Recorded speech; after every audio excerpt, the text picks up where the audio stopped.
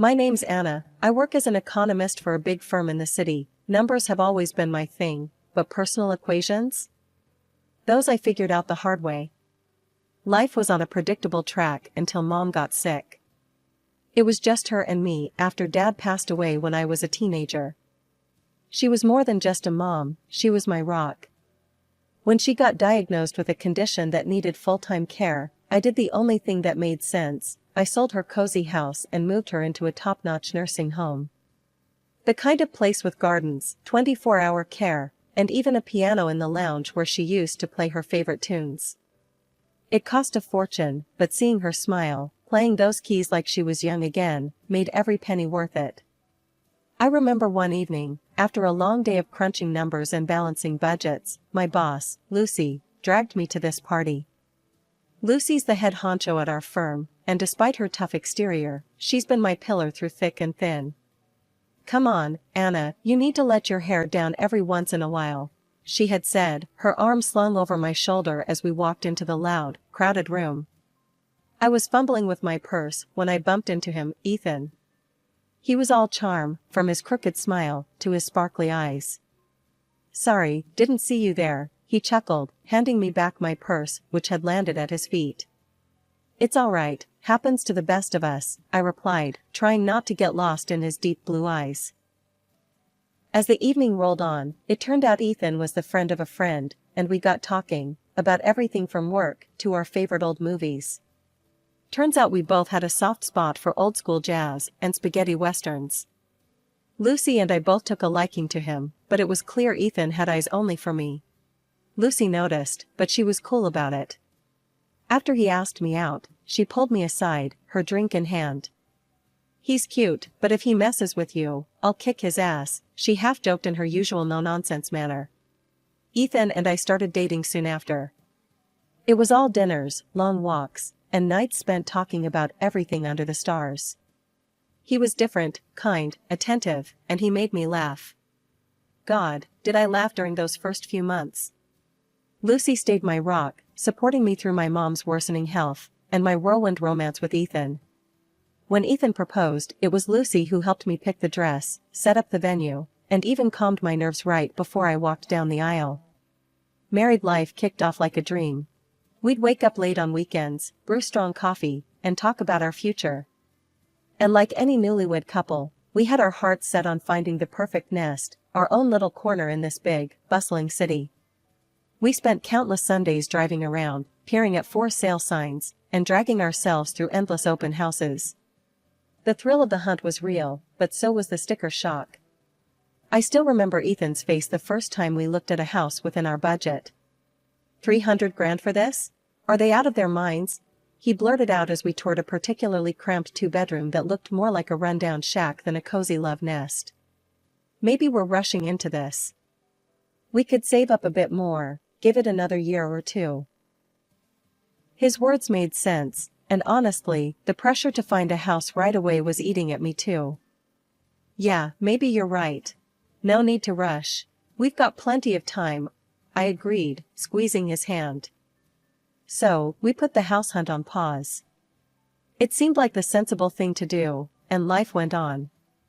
But things shifted when my mom passed.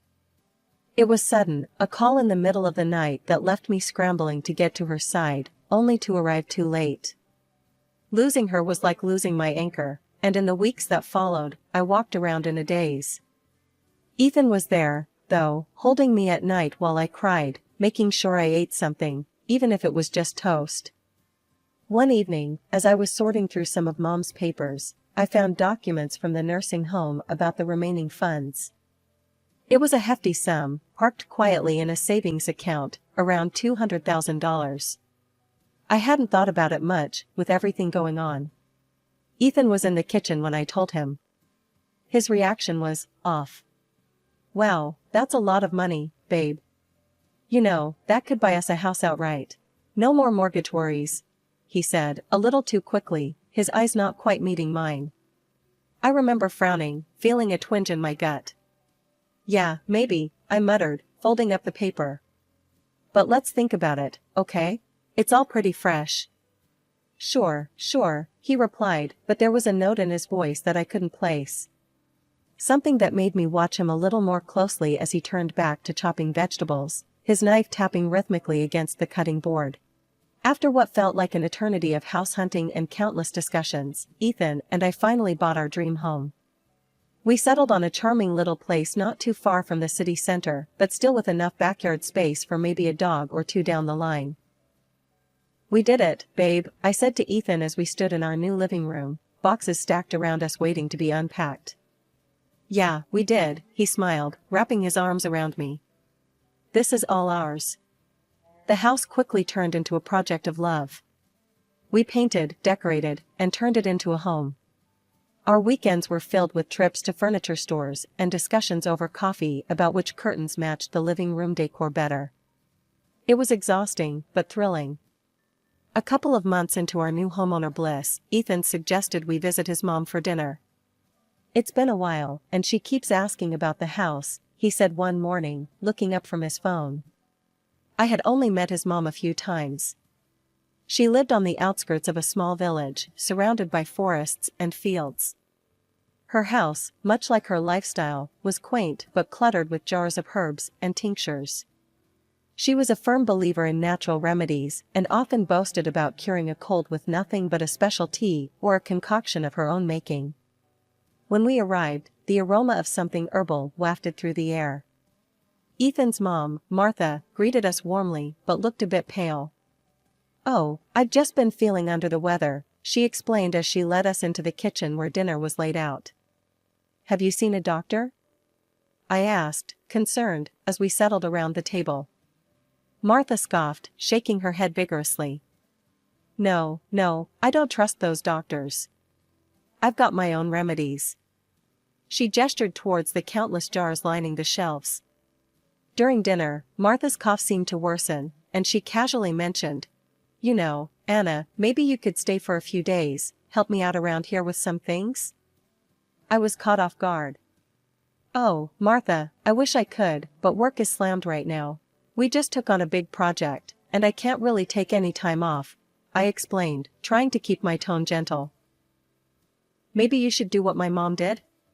Martha's eyes narrowed a bit. "I remember you put your mother in a nursing home," she said abruptly. "Maybe that's what you think I need too?" I felt a stab of pain at the mention of my mom. It was the best option for her, Martha. She needed professional care that I couldn't provide at home. Martha shook her head, dismissing my explanation. "I would never let strangers take care of me. I'll stick to my herbs and tinctures," she declared, gesturing defiantly at her collection. The rest of the dinner passed in uncomfortable silence. Ethan didn't say much, and I felt the tension thickening. As we drove home, I tried to break the ice. "Ethan, I didn't mean to upset your mom. It's just..." He cut me off, his voice cold. "Maybe you could have been a bit more understanding, Anna. She's old school, you know how she is." When Ethan and I walked through the door of our home that night, the silence was deafening. The drive had been icy cold, the kind of silence that weighs down every word before it can be spoken. We both knew something had shifted, and not for the better. As I hung up my coat, Ethan finally broke the silence. "Anna, do you even love me?" His voice was a mix of frustration and disbelief. I turned, startled by his question. "What? Of course, I do. Why would you even ask that?" He paced a bit before stopping in front of me, his eyes searching mine. "Because you wouldn't stay to help my mom. If you loved me, you'd care about my family too." I was taken aback. "Ethan, I do care. I've always supported your relationship with your mom. But I can't just drop everything, Anne." "And what? Lie there?" he snapped. "That's exactly what I'm talking about. You're not willing to make sacrifices." His words hung in the air, and I could feel the tension spike. Then, he added something that rocked me to my core. "Maybe I was wrong about us. If you can't support me with this, maybe we shouldn't be together." I was speechless, my mind racing. This was not the man I married. The man I loved was understanding, compassionate. Not the stranger making ultimatums. With nowhere else to turn, I called Lucy. Her phone rang a couple of times before she picked up. "Hey, Anna, everything okay?" I poured out everything, from the dinner with Martha to Ethan's harsh words and the looming threat of divorce. Lucy listened quietly, only interjecting to clarify a point or two. After I finished, she was silent for a moment. Then, "That's rough, Anna. But you know what? You did what you could. You can't just upend your life because Ethan or his mom expects you to. And threatening divorce? That's manipulative, Anna. You see that, right? Talk to him when things have cooled off." The next few weeks were tough. Ethan became more withdrawn, barely helping around the house, always buried in his phone or out for long walks alone. Whenever his mom called, he'd put her on speakerphone, ensuring I heard every complaint about her health and how she was sure she'd die without our help. Each call ended with a significant look in my direction, a silent accusation. "Anna, please, think about it. I'm not getting any better," Martha would plead, her voice loud and clear from the speaker. Ethan would glance over at me, his eyes hard. "You hear that, Anna? She needs us." But I couldn't bring myself to give in, not like this, not with guilt as the driving force. I knew I had to stand my ground, but with each passing day, the gap between Ethan and me widened, filled with unsaid words and unresolved tensions. 2 weeks later, Lucy and I were at our favorite cafe, a little spot we'd often escape to during work breaks. The noise of the city faded as we sipped our coffee and delved into our worlds, hers, the office, mine, increasingly tangled and dark. "So, what's up?" Lucy asked, her eyebrows knitting together as she noticed my distracted look. I stirred my coffee, the sugar dissolving like the last bits of my patience. "It's Ethan, and his mom. Things are getting weird, Lucy. More than just the usual family drama." Lucy leaned in, her interest piqued. "Weird how? What's he doing?" "He's pushing really hard for me to move in with his mom, like, obsessively. And he's been weirdly secretive. Something's off," I said, feeling the weight of my words. Lucy's face hardened. "You think he's up to something? Anna, you might want to check this out properly. Maybe hire a private detective? See what he's really up to." 2 days later, I met with a detective, a gruff man with sharp eyes, named Mike. I explained everything, how Ethan's behavior had shifted, his sudden insistence on his mother's house. Mike listened, jotting down notes. "We'll see what we can dig up. It does sound like he's hiding something. Give me a couple of weeks." Those weeks were long. Each day, Ethan's coldness turned our home into a silent battleground. His calls with his mom were now daily serenades of guilt and manipulation, always on speaker. Then, the call I was waiting for came. "Anna, we need to talk." Mike's voice was grave, even over the phone. We met at the same cafe where I had confided in Lucy. Mike laid his findings out like a deck of cards, each one worse than the last. "Your husband's in deep trouble at work. He's on the verge of being fired because of some shady deals. And there's more, he's racked up a heap of debt, all under your radar." Mike started, his eyes never leaving mine. My heart sank. "Debts? How much are we talking about?" "Enough that he's desperate. He's taken out loans against his future earnings, maxed out credit cards, the works. But here's the kicker." Mike paused, sliding a recording device across the table. I stared at it, my hands trembling as I pressed play. Ethan's voice filled the cafe, mingled with his mother's croaky whispers. "Once Anna moves in here and I get her to transfer her assets, we can handle everything. Her money will cover it all." Ethan's voice was cold, calculated. I stopped the recording, nausea rolling in my stomach. Betrayal wasn't a strong enough word for this. Mike's next words were a blur as he advised me to get legal protection. "See a lawyer, lock down your accounts. Fast." The next day, I met with a lawyer, a no-nonsense woman named Janet who specialized in family law. "We'll start by securing your accounts. Then, we'll discuss your options regarding your marriage." As I left her office, a plan forming, I felt a strange mix of relief and devastation. Relief that I was taking steps to protect myself, and devastation that the man I loved, the man I had married, was a stranger. It was a week of sleepless nights and distracted days at work. The phone rang, startling me from a report I'd been staring at for far too long. It was Lucy. Her voice was urgent. "Anna, can you come to my office? Now. We need to talk." A chill ran down my spine. "Sure, I'll be right there," I replied, my mind racing with possibilities. Lucy's tone had been serious, more than usual. I made my way to her office, my stomach tightening with every step. As soon as I walked in, Lucy shut the door and gestured for me to sit. She looked grave, her usual playful demeanor gone. "Anna, there's something you need to hear," she began, her voice low. "Ethan has been calling me. A lot. He's been making advances. He told me he made a mistake, that he should have chosen me, not you." My heart pounded painfully. "What? Lucy, what are you talking about?" She held up her hand, stopping my barrage of questions. "I recorded one of our conversations. You need to hear this yourself." She pulled out her phone, found a file, and pressed play. Ethan's voice filled the room, smooth and conniving. "Lucy, you know I've always liked you. If only I'd made the right choice back then. But it's not too late. We could fix that." My breath hitched as I listened, each word a dagger. But worse was yet to come. "I need a favor," Ethan continued on the recording. "Could you find a reason to let Anna go? Fire her. Once she's out of work, I can convince her to move in with my mom. Manage her finances, you know? Then there's nothing stopping us. Just think about it. Just us, together." I sat there, numb, as the recording ended. Lucy's face was a mask of fury and disgust. I played along, Anna. To see how far he'd go. He actually thought I was on his side, she explained, her voice thick with anger. Why would he want me to move in with his mom so badly? I managed to ask, my voice barely a whisper. Lucy shrugged, her lips pressed into a thin line.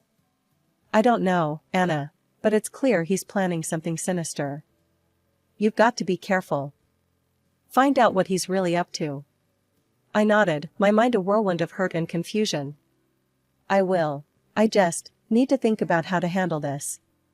"Whatever you need, I'm here for you. We'll figure this out together," Lucy said, her hand reaching across the desk to squeeze mine. I left her office with a heavy heart. Ethan's betrayal was deeper and more twisted than I could have imagined. All this time, his plans, his deception, it was overwhelming. That evening, as I sat across from Ethan at dinner, watching him pretend like nothing was amiss, I felt like I was seeing him for the first time. After dinner, I retreated to our bedroom under the guise of needing an early night. Instead, I lay there, staring at the ceiling, plotting my next move. My thoughts kept circling back to one thing: why was it so important for Ethan to get me to his mother's house? What was the ultimate gain?